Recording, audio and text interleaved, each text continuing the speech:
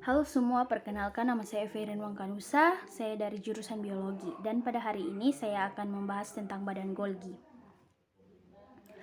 Dalam pembahasan badan Golgi kita akan belajar bersama sejarah penemuan badan Golgi, pengertian badan Golgi, struktur badan Golgi, asal pembentukan badan Golgi, proses lintasan rantai sekresi, dan terakhir fungsi badan Golgi. Jadi sejarah penemuan badan Golgi. Bagaimana sejarah penemuan badan Golgi? Siapa ya penemunya? Nah, ini adalah penemunya.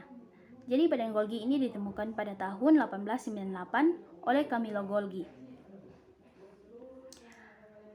Apa itu badan Golgi? Badan Golgi atau disebut juga aparatus Golgi, kompleks Golgi atau diktiosom adalah organel yang dikaitkan dengan fungsi ekskresi sel dan struktur ini dapat dilihat dengan menggunakan mikroskop cahaya biasa.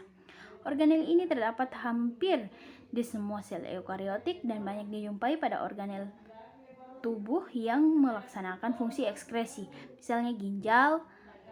Setiap sel hewan memiliki 10 hingga 20 badan Golgi, sedangkan sel tumbuhan memiliki hingga ratusan badan Golgi. Badan Golgi pada tumbuhan biasanya disebut diktiosom. Nah, dapat kita lihat bersama, ini adalah struktur badan Golgi. Berdasarkan strukturnya, organel badan Golgi terbagi menjadi dua bagian, yaitu cis dan trans.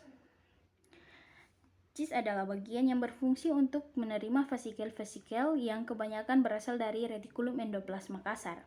Dan yang kedua, trans.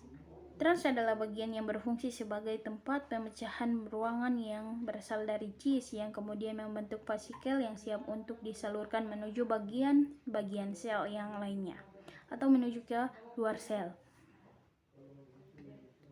Kemudian asal pembentukan badan Golgi. Jadi menurut Seller dan Bianchi pada 1983 ada 3 sumber yang diusulkan yang diduga sebagai asal badan Golgi, yaitu vesikula yang berasal dari membran luar salut inti atau retikulum endoplasma. Yang kedua, vesikula atau struktur sitoplasma yang lain. Yang ketiga, pembelahan dan badan Golgi yang telah ada di dalam sel. Sisterna dari Golgi dapat dibentuk dari vesikula yang berasal dari membran luar salut inti atau retikulum endoplasma, dan dapat kita lihat pada gambar ini. Kemudian proses lintasan rantai sekresi. Secara morfologi, Golgi menunjukkan suatu polaritas yang terkait secara langsung dengan fungsi organel. Dalam hal ini ada 6 tahap yang harus dilalui untuk lintasan rantai sekresi.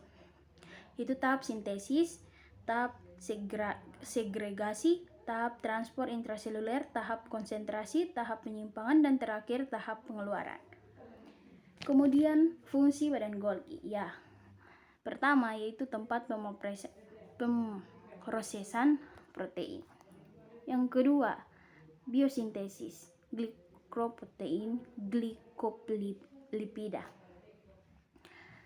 Sintesis pengembangan pelepasan hormon, sekresi kelenjar,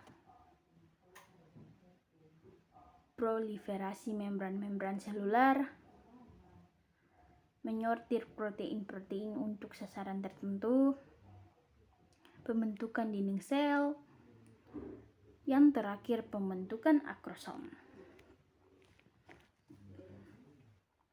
Nah, itulah materi dari saya. Jika ada kekurangan dalam pemaparan materi, saya mohon maaf, dan untuk itu saya ucapkan terima kasih.